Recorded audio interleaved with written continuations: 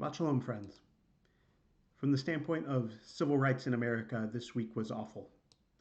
The conservative-dominated Supreme Court struck down a New York gun law restricting concealed carry, making it more difficult to implement common-sense gun regulations, even as mass shootings keep taking innocent lives. The Supreme Court ruled that police officers cannot be sued for failing to read someone their Miranda rights while placing them under arrest, making it more difficult for victims of police malfeasance to seek justice.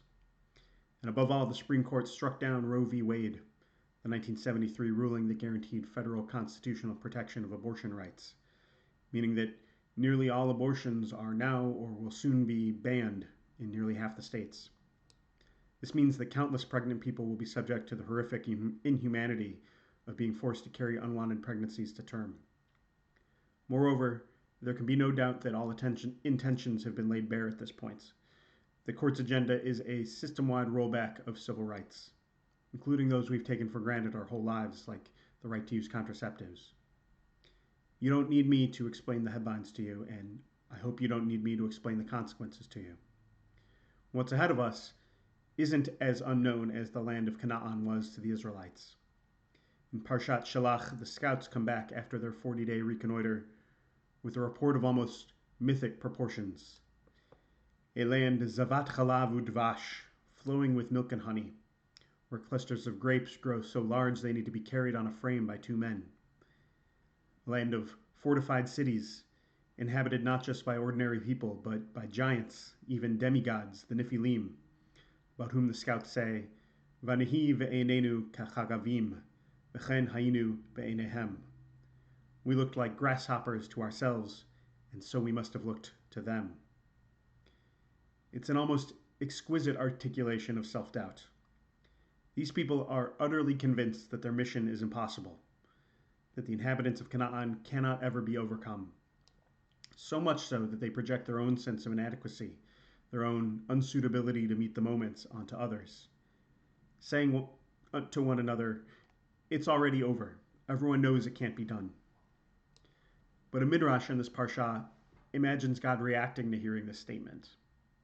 We looked like grasshoppers to ourselves, and so we must have looked to them, with a mixture of understanding and rebuke. When the scouts said, Vanihi ve'einenu kachagavim, we looked like grasshoppers to ourselves, the Blessed Holy One said, Vitarti aleha, I forgive them for that remark. As if to say, I get it. This is a big challenge, and it's natural to feel afraid. But when the scouts continued and said, V'chen hayinu ve'einehem, and so we must have looked to them, this is when God took offense and rebuked them, saying, V'chi yodim heitem me asiti etchem be'einehem? How could you possibly know how I made you appear in their eyes? Mi omar lechem shelo heitem be'einechem kemalachim? Who could say that you did not appear like angels to them?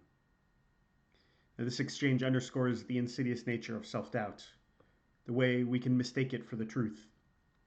But the solution, according to the Midrash, is to open up some space, a little bit of daylight, between our inner experience and the outer reality.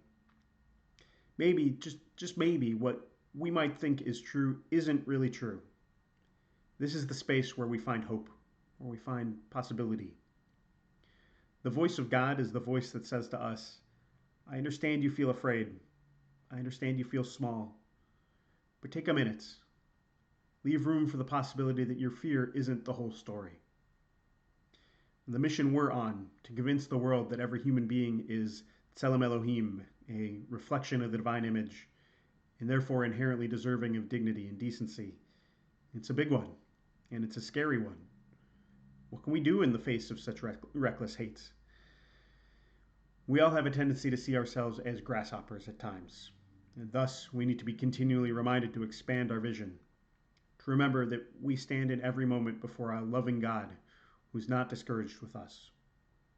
We can't know for sure how others will view our efforts, but we can do things like donate to the National Network of Abortion Funds, donate to the National Council of Jewish Women, NCJW, and their fund for abortion access.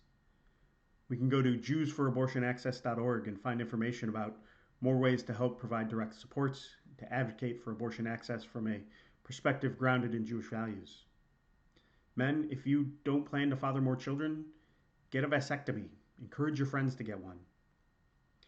We don't hear about it in our yearly cycle of Torah readings, but according to the book of Joshua, the scouts' report was mostly accurate. The first battle is against the fortified city of Jericho in Joshua chapter 6, and both Joshua and Caleb battle the Anakim, the giants, near the city of Hebron.